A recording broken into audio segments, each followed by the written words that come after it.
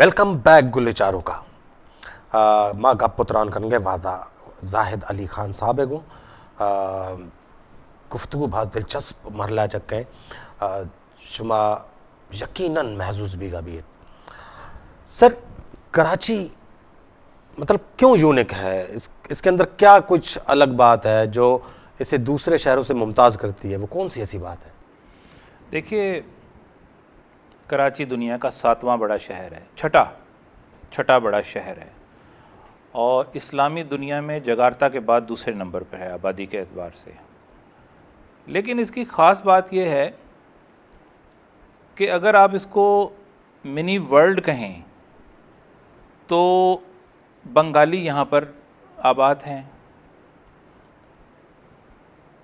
Chinese यहाँ पर आबाद हैं। चाइनीज़ बाकायदा माइग्रेट हुए हैं 60s के अंदर, यानी 60s में कराची की सूरत हाल ऐसी थी कि बाहर से माइग्रेशन होती थी। अभी फिर हो रहे हैं सीपैक के बाद। यानी बंगालीज़ हैं यहाँ पर, चाइनीज़ हैं यहाँ पर, बर्मीज़ हैं यहाँ पर और अफ़गानी यहाँ पर आबाद हैं लाखों की तादाद में।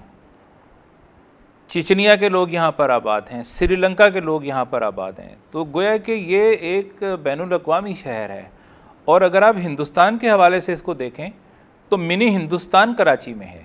ख़ुद हिंदुस्तान में शायद इस नौइयत का कोई शहर ना हो कि जहाँ पर बॉम्बे के लोग भी हों, जहाँ पर हैदराबाद के लोग भी हों, जहाँ कलकत्ता के लोग भी हों, जहाँ यूपी के लोग भी हों, जहाँ उत्तर प्रदेश के लोग भी हों, जहाँ पंजाब के लोग भी हों, जहाँ राजस्थान के लोग भी हों, जहाँ गुजरात के लोग भी हों, अमृतसर के लोग भी हों, पानीपत। आप देखिए कि आप नाम लें हिंदुस्तान के किसी इलाके का और उसकी नुमाइंदगी। तो मेरा ये ख्याल है कि दुनिया में इस नौइयत का कोई शहर नहीं होगा कि जहाँ एक मुकम्मल हिंदुस्तान को आप पाएँ।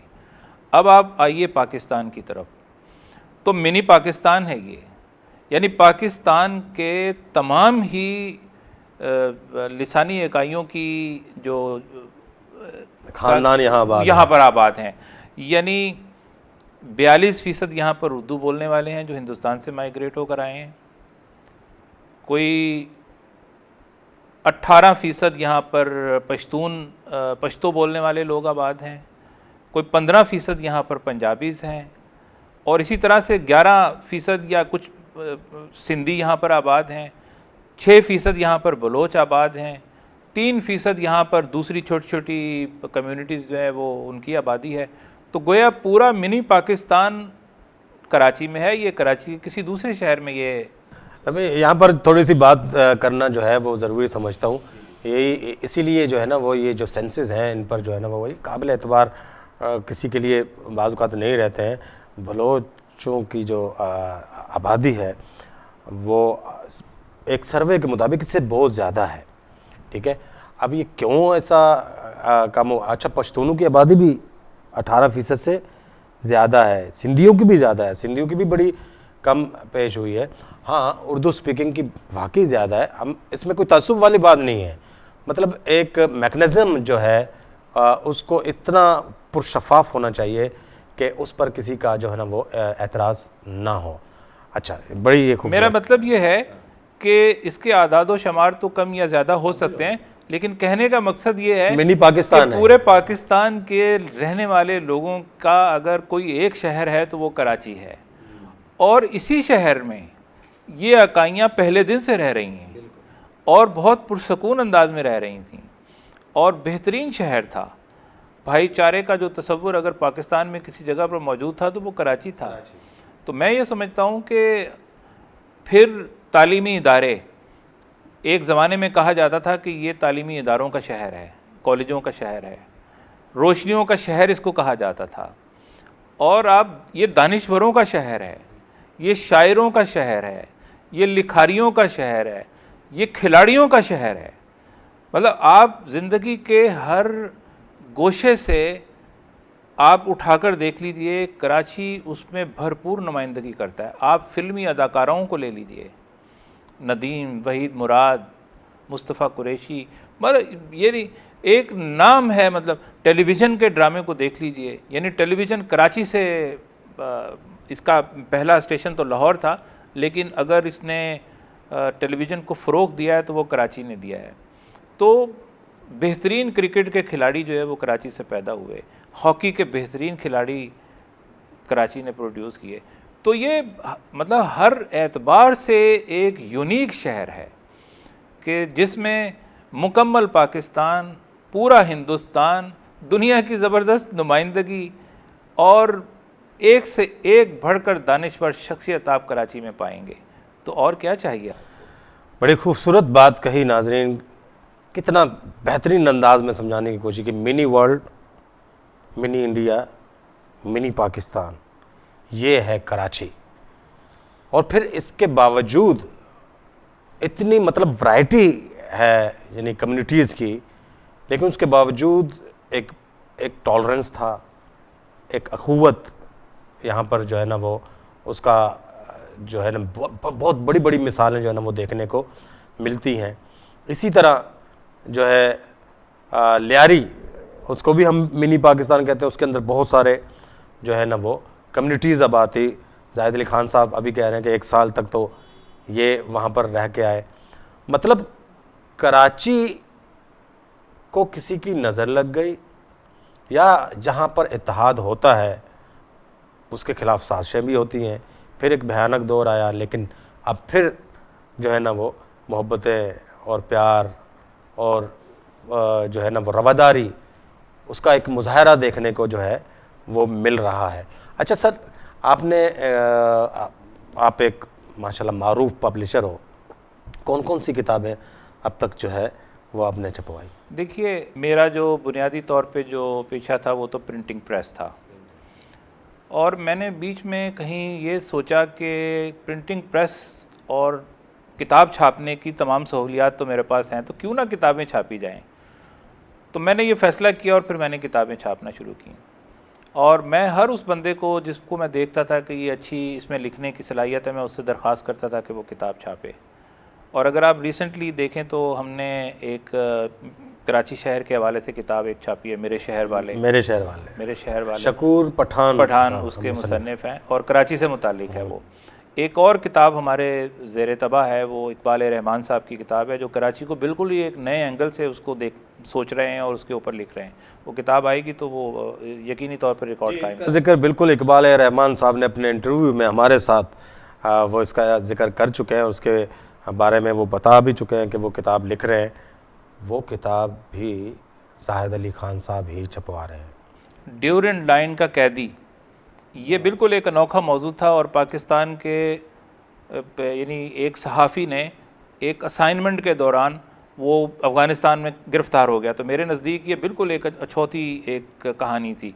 मैंने दरख्वास्त की फैज़ुल्लाह खान साहब से, उन्होंने किताब लिख दी और वो किताब बहुत पॉपुलर हुई। वो नहीं छपने के 1 महीने के अंदर अंदर उसका पहला एडिशन जो था वो फ़रोख्त हो गया। तो इस तरह से मेरे जहन में है कि अनोखे मौज़ूआत के ऊपर किताबें छपनी चाहिए। चूँकि मेरा प्रिंटिंग प्रेस है और मैं बाआसानी इन चीज़ों को मैनेज कर सकता हूँ, तो मुझे खुशी होती है कि किताब का कल्चर जो है वो वापस इस शहर के अंदर कायम हो। और माशाल्लाह किताब का कल्चर इस शहर के अंदर वाकई कायम होता जा रहा है। और अभी तो जाहिद अली खान साहब पाइपलाइन में बहुत सारी ऐसी किताबें हैं, ये इसका मैं जानता हूँ, जो कराची के हवाले से भी आ रही हैं। और बहुत सारी जो है ना किताबें, ये बिल्कुल ख़ुद इन्होंने लोगों से कहा कि आप लिखें। और माशाल्लाह जो है अच्छे और नए लिखारी, उनको मुतारिफ़ करवाने का सहरा जो है अभी बहुत सारे ऐसे लिखारी हैं, जैसे शकूर पठान का भी नाम जो है ना वो सामने आया, इकबाल रहमान साहब का नाम सामने आया, और वो ड्यूरेंट लाइन का कैदी फैज़ुल्लाह खान साहब का बहुत अभी उनकी किताब जो है ना वो बेस्ट सेलर रही है, उनका नाम सामने आया। तो सर फ़ोटोग्राफ़र भी हैं आप, टूरिस्ट भी हैं, सयाह भी हैं। सयाही के हवाले से ज़रा बात कर लेते हैं। सयाही, ये जो आप सयाही के दौरान आपने मुख्तलिफ़ मुल्कों की खाक छानी, तो कुछ ऐसे वाक़यात 2-4 जो आप नौजवानों से अगर शेयर करें तो उनके लिए बड़ा जो है वो एक मशअले राह बन सकेंगे।